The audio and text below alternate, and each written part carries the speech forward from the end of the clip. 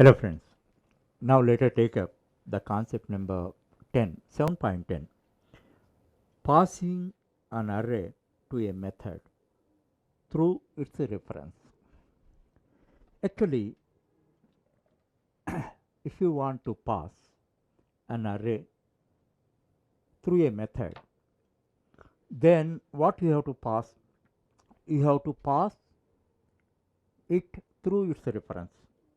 Suppose, illustratively, if you want to give your kite to me, what you do? You hand over the string of the kite to me. If you hand over the string of the kite to me, I can play with the kite.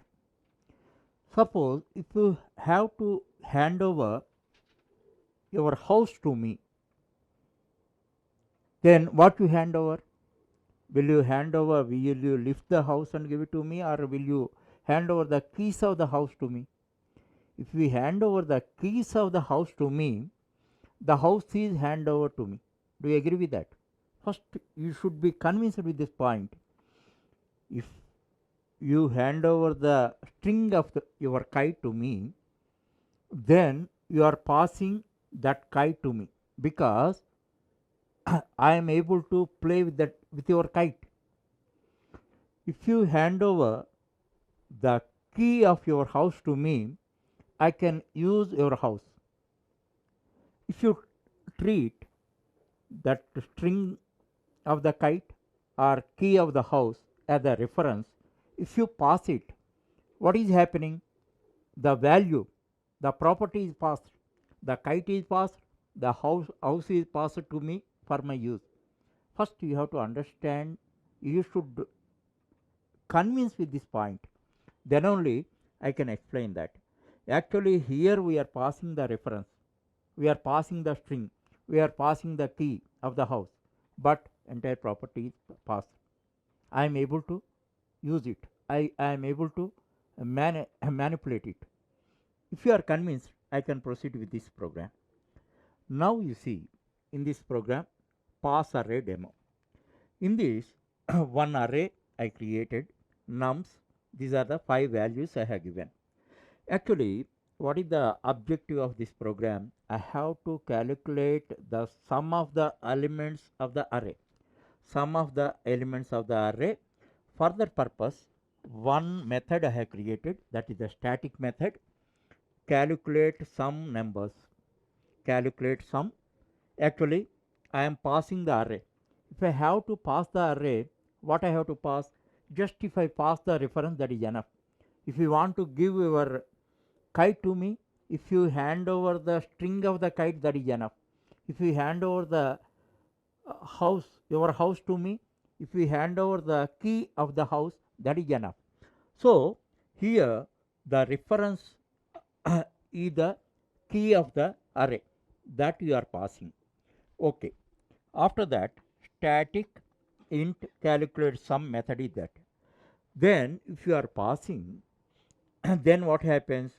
Here the methods parameter int array symbol and val. Actually, here one reference I have created.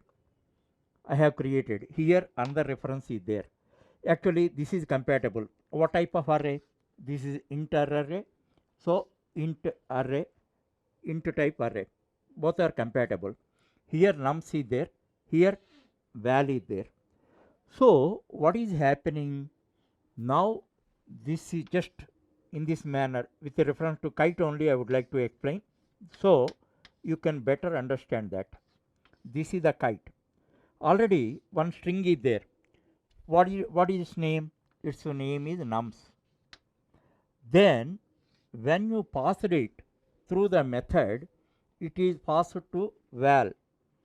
That means val is this. So there is one kite and there are two strings.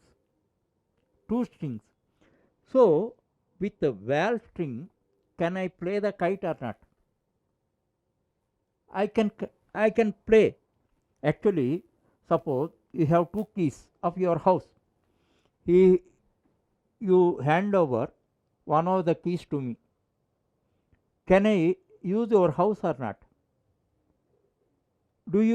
Are you convincing that you hand over the house to me or not?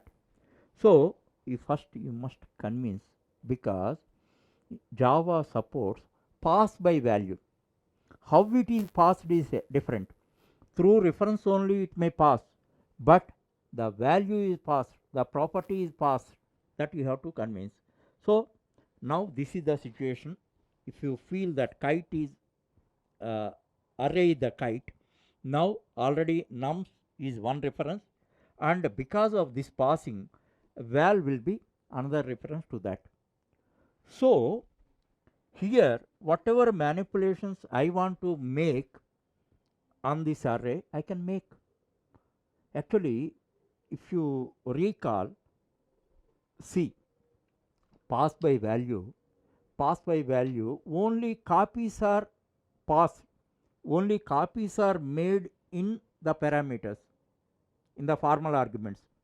So on those copies, whatever manipulations you make, original value never be affected. Just try to recollect it. In C, we pass a value. When you pass a value, then it is copied into corresponding formal argument. It is a copy.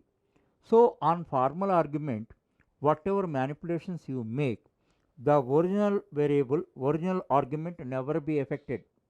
That point you have to understand.